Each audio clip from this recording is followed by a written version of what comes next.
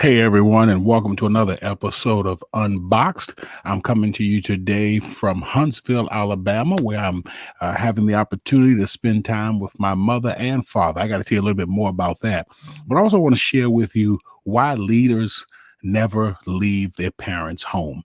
This is a great one. We're going to get right into the heart of the issue, which is how leaders work on their own families and their own family relationship before they try to lead people, before they try to form relationships outside of their family. Boy, this week is going to be phenomenal as we talk about leaders and their family and how it impacts their leadership. So do me a favor, make sure you stick around as we unbox how to be great leaders.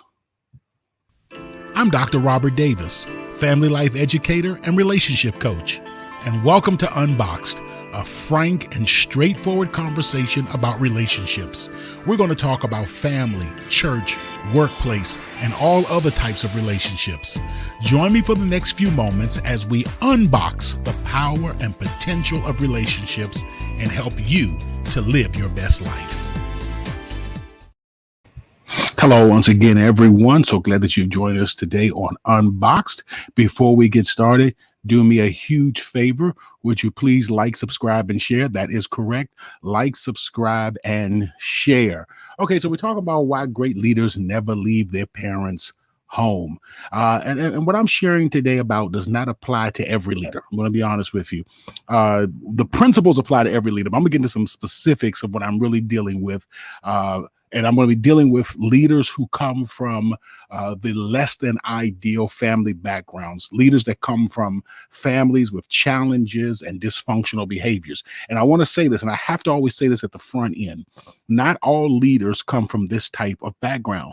There are a lot of people in this world today. We talk so much about trauma, and I worry, and I'll deal with this on another broadcast. I worry if sometimes we may confuse trauma with adversity.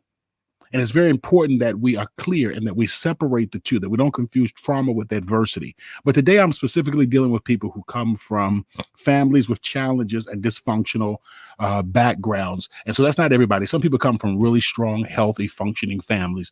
And those of you who did, those of you who came from a loving, supporting home, there's no perfect family in this world because there's no perfect people. But, there are really good families that provide their children with all of the support and care and the nurture that they need. And so, when that happens, I'm not talking to those individuals, but you can still learn from the day. So just stick around as we go through. So I am in Huntsville, Alabama. I'm visiting my parents, and I want to give a little background. I have no memory of my parents ever being married. What I mean by that is they divorced before I got to the age of, they separated and then ultimately divorced before I came to the age of consciousness. I was raised by my mother primarily in Washington, D.C. as a single mom. We lived in bouts of poverty, had various struggles that come along with trying to be a single mom raising your sons in an inner city environment. We had all of those different things going on within our home. Well, recently my father has become sick, and I just found out some months ago that he and my mother have been communicating and whatnot. And my mother said that she was going to come down and take care of him, which she did. And about 6 months ago, they ended up getting remarried. Remarkable. So this is the first time I'm back visiting my parents. This is the very first time that I have ever, excuse me, that I've ever lived or stayed in a house with them when they were husband and wife. Second of all, this is the first time that I've ever been around them when they were not at each other's throat, where they were not angry and bickering, and we had to watch, the dysfunction of how they were unable to manage their own individual relationship. And we as children had to see that, and sometimes even had to be dragged into the middle of it. So this is my first time actually seeing them in a strong and functioning and healthy relationship. Now, our home family relationships. This is what I want to talk about. Our home family relationships. And I'm talking about our family of origin, the family that we come from. They pre-program us for how we will function in all other relationships. So, even though my mother and father are back together, it's not going to erase all of the things that I was taught about relationships as a result of their divorce, as a result of them not being able to manage their relationship, and at times getting us into the middle of it, and us being caught up in, in their own challenges and relationship issues. But I learned how to manage relationships, and I'm not just talking about marriage relationships or relationship with my children, but I learned how to manage relationships just by watching my mother and father, by interacting with other family members, etc. It's referred to as the multi-generational emotional process. In other words, things are passed down from generation to generation. So let me just back up for a second here and share this with you. The way that I view relationships and the way that I coach leaders is informed by Murray Bowen's theory of family and relationship systems. Just so you kind of get a background, I view family and relationships from the perspective of the Murray Bowen's theory on family and relationship systems. So what I'm saying today is that the family relationship system informs all other relationship systems. And a lot of times, leaders will try to work on their relationship with their subordinates, or they'll work on the relationship with their board, or they'll work on the relationship with difficult team members, or whatever it may be, and never do the hard work of working on relationships from their family of origin. Again, I'm not talking about home and work life balance. I'm not talking about marriage relationships. I am talking about going to the root of the matter. I'm talking about there are many leaders who never get to the root of the matter, and the root of the matter goes back to their relationship with their parents, their relationships with their siblings, their relationship with their grandparents and their uncles and their aunts, etc. No matter what your home environment or situation, you may be adopted, may have been raised in foster care, raised by neighbors, raised by aunts and uncles, grandparents, single parent, triple parent home. It doesn't make a difference. No matter what your home environment or your family construct is another way to put it. There were some humans who demonstrated to you how human relationships are supposed to function. And there are some humans that establish relationships with you.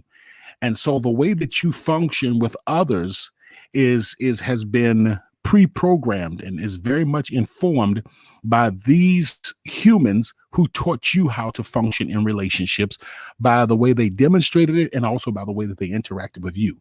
And so great leaders and those who are wishing to become great leaders improve their relationships with their team by working on their family of origin relationships. And again, family of origin is talking about, where did you learn? Who taught you? How did you get the message on how relationships are supposed to function? And what I'm saying is, no matter what you're trying to do with your team relationship, or the relationship with your board, or the relationship with your colleagues, the real question you have to ask yourself is, what type of work am I doing on the relationship with my family of origin? And so great leaders and those who are wishing to be great leaders improve their relationship with their team by working on their family of origin relationship. And so let me just ask this, and then we're going to close out tonight, because we got a lot more we're going to talk about throughout this week. What is your relationship like with your parents? What is it like with your siblings? What is your relationship like with your grandparents or your aunts and uncles? And I really want you to think about that, because as you're looking to strengthen your relationship with your colleagues, your team members, your board, your superiors, whatever it may be as a leader, I really want you to think about, what is my relationship like with my actual family? Because you can do all of the work that you want to in trying to improve relationship with people outside of your home. And you can try to do all you want to try to build up the relationship with your wife and with your children. And that's great. Working on workplace relationships are great. But you've really got to get back home. You have to get back to your parents' house and work on those relationships. All right, I've said enough for today. Please make sure that you like, subscribe, and share. Check out our website. We got a lot of information that we want to share with you. And I look forward to seeing you as we continue on throughout this week talking about getting back home. Have a great day. Season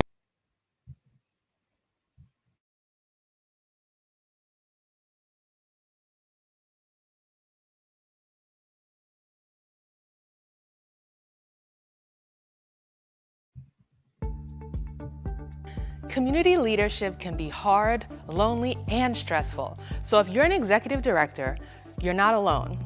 UnBoxed offers a dynamic peer support group where executive directors can share their hopes, questions, fears, and expertise in a safe, confidential space. For more information about our executive directors support group, email us or visit our UnBoxed website.